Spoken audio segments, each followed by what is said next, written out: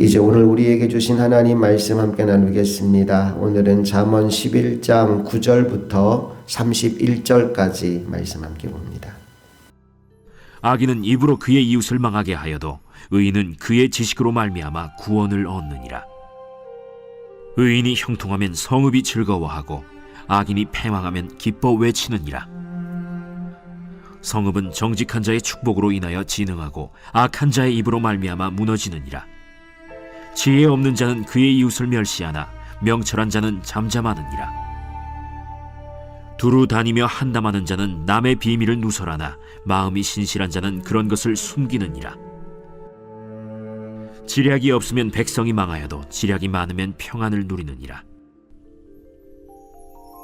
타인을 위하여 보증이 되는 자는 손해를 당하여도 보증이 되기를 싫어하는 자는 평안하니라.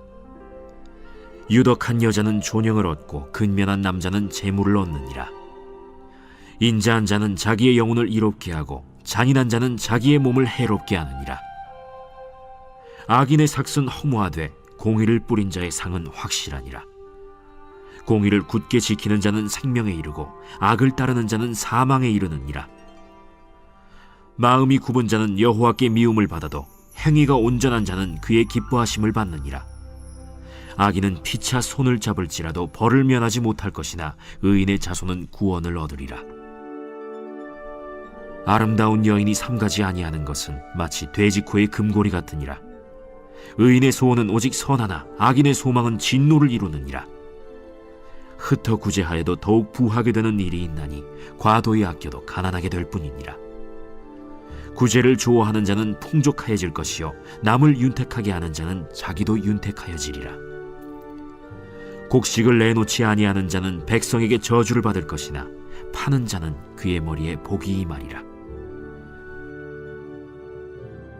선을 간절히 구하는 자는 은총을 얻으려니와 악을 더듬어 찾는 자에게는 악이 임하리라. 자기의 재물을 의지하는 자는 패망하려니와 의인은 푸른 잎사귀 같아서 번성하리라. 자기 집을 해롭게 하는 자의 소득은 바람이라. 미련한 자는 마음이 지혜로운 자의 종이 되리라. 의인의 열매는 생명나무라. 지혜로운 자는 사람을 얻느니라. 보라, 의인이라도 이 세상에서 보응을 받겠거든 하물며 악인과 죄인이리요.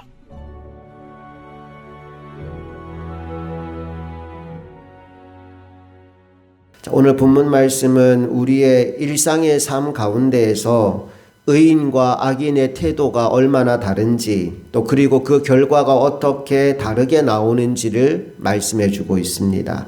9절 말씀을 다시 한번 읽어볼게요. 시작. 악인은 입으로 그의 이웃을 망하게 하여도 의인은 그의 지식으로 말미암아 구원을 얻느니라. 악인은 이웃이 망하고 안 되는 걸 기뻐합니다. 우리 속담에도 사촌이 땅을 사면 배 아프다라는 속담이 있지요. 이게 악인들이 가진 기본적인 심보라는 거예요. 그러니 어떻게든지 이웃이 망하는 것을 보려고 온갖 술수를 쓰고 또 없는 말도 지어내어서 모함을 하는 게 악인의 삶의 태도라고 합니다. 반면에 의인은 나도 살고 이웃들도 함께 사는 길을 모색합니다.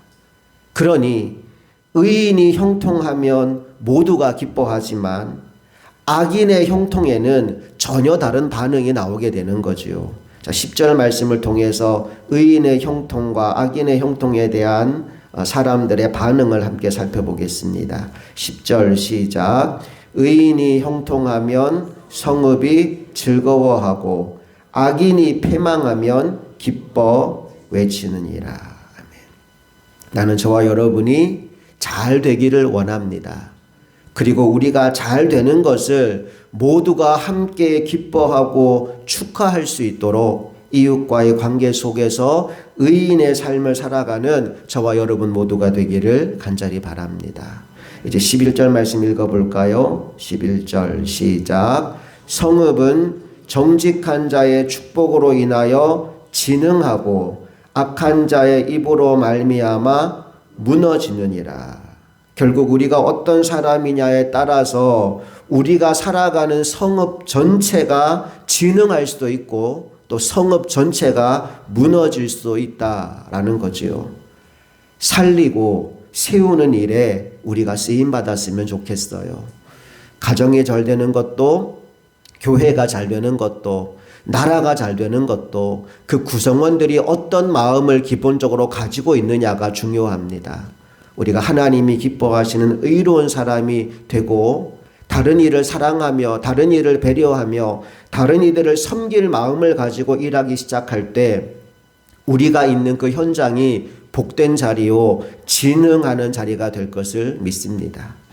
계속해서 이웃과의 관계 속에서 우리가 하지 말아야 되는 것을 13절이 우리에게 들려주는데 무엇을 하면 안 되는지 13절 읽어봅니다. 시작.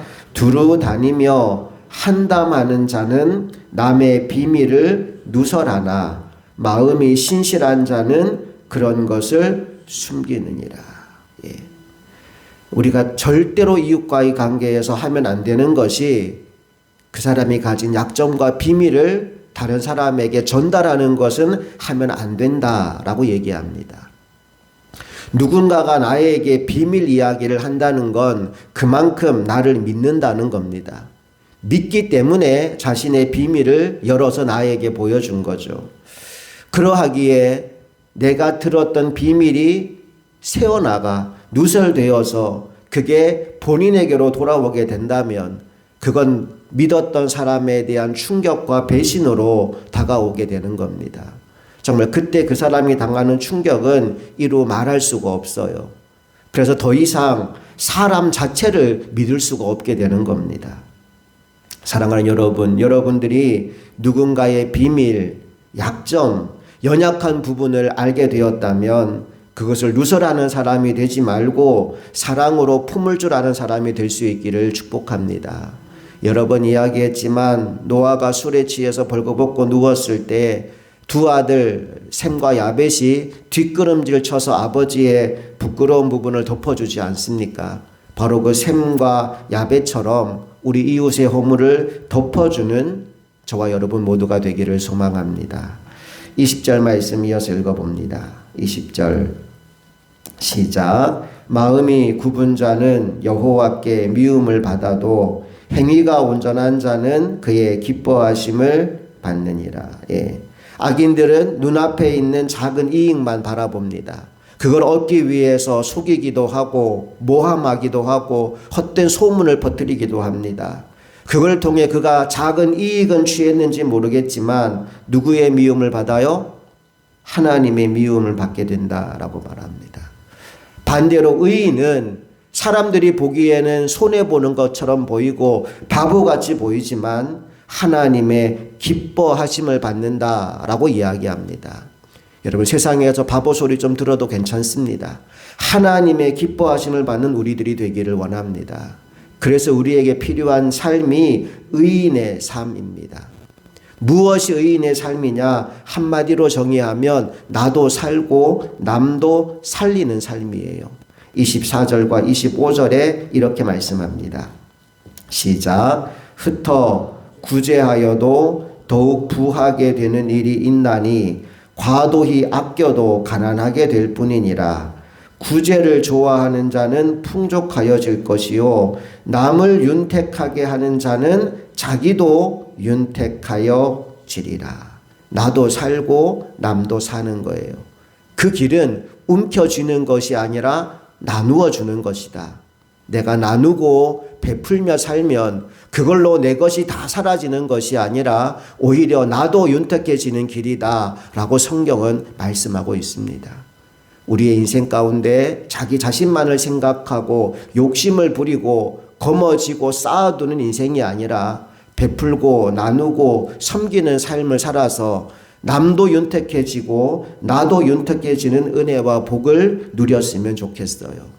그렇게 되기 위해 우리에게 필요한 게 뭐냐 하면 재물을 의지하지 않고 하나님을 신뢰하는 태도입니다.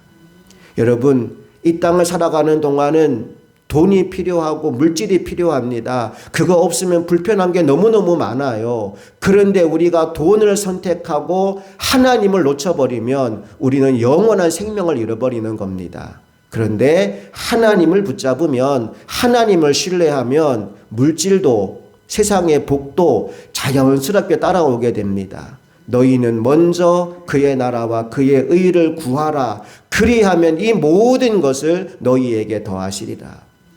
여기 이 모든 것은 이 땅에 있는 것, 우리가 먹고 마시고 살아가는 데 필요한 모든 것들을 하나님이 알고 채워주시고 공급해 주신다는 이야기죠. 세상의 것을 얻기 위해 영원한 것을 잃어버리는 어리석은 사람이 되지 말고 영원한 것을 내가 사모하고 신뢰하고 품음으로 말미암아 덤으로 주어지는 하나님의 축복, 이 땅의 것을 하나님이 공급해 주실 때 그것을 은혜로 누리며 살아가는 우리 모두가 되었으면 좋겠습니다.